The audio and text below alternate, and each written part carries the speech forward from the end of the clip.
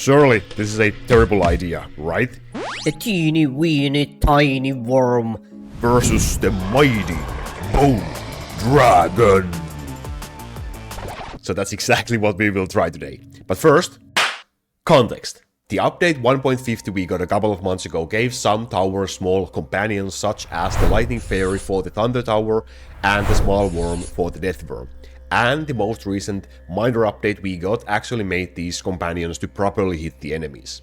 So, while I was hunting the bone dragon on my main account, I noticed that the worm is actually doing quite a lot of damage to the bone dragon. Yeah, that second town archer icon over there is actually supposed to be the small worm. So that is the damage that small worm is doing. The images are just all messed up in there. So the actual total damage the worm is doing is actually both of these lines combined. So that's why our layout of the day looks like this. We will try if we can solo the bone dragon with just the death worm. There's a couple of things in here boosting the death worm, so let's go through those quickly. First of all, we obviously have the mirror so that we can have two death worms. That just makes sense, I guess. And also we have the tower building to give us some passive damage for the death worm. And also the altar of tower as well.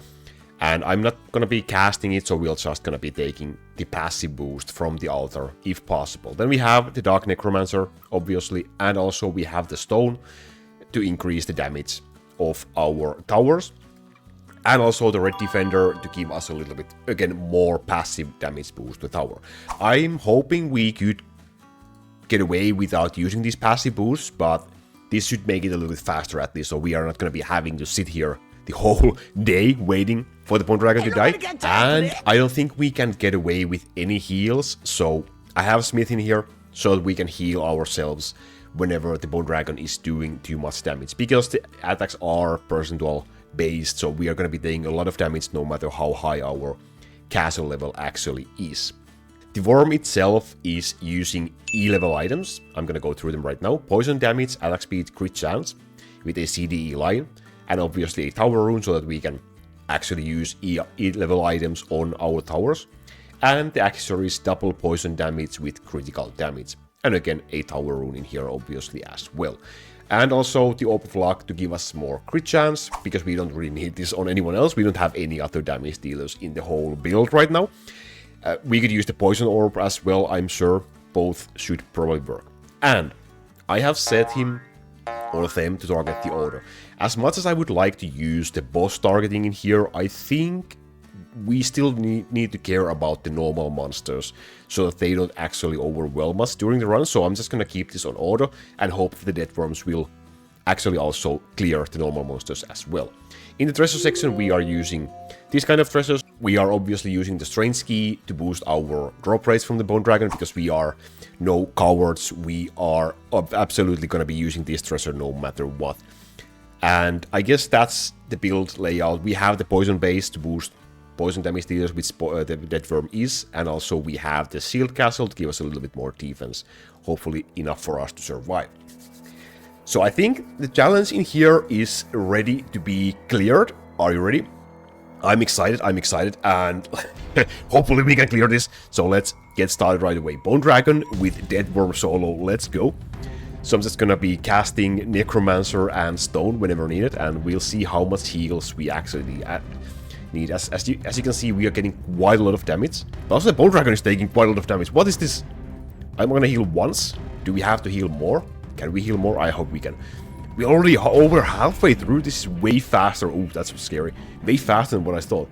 Even though they are just targeting the order, they are dealing quite a lot of damage to the bone dragon itself. Yeah, we do need a little bit of heal so that we can actually survive this battle. But wow, okay. It seems super doable. For sure. I think we need to heal one more time, just in case. We are not going to be taking any huge hits before we actually win this battle. And here we go. Let's go. Let's go, people. Bone Dragon soloed with Death Worm. Let's go. We got an absolutely beautiful hammer that we can trash right away as the reward. So, let's take a look at the results. Boom. Who would have thought? The worm and the small worm disguised as a town archer are doing the damage. Obviously, there's no other damage deal except for the poison base, which just kind of deals a little bit damage to normal monsters who actually get all the way towards my castle. But here is the boss damage distribution. So the small worm is not... It's hilarious. Man, it's hilarious. The toughest dragon in the game beaten by a mere worm. And keep in mind, my defense on the bone dragon is almost 1 million, so it's actually almost like 3 times as tough as it is initially when you're killing the bone dragon. So that's just adding to the pile. Wow, that was an interesting thing. Let's go. Achievement completed. I wish we had achievements. Damn, a personal achievement completed. What did you think about that? Who should be the next one to kill the mighty bone dragon? Let me know in the comment section. Thank you so much for watching. See you in the next one. Bye bye.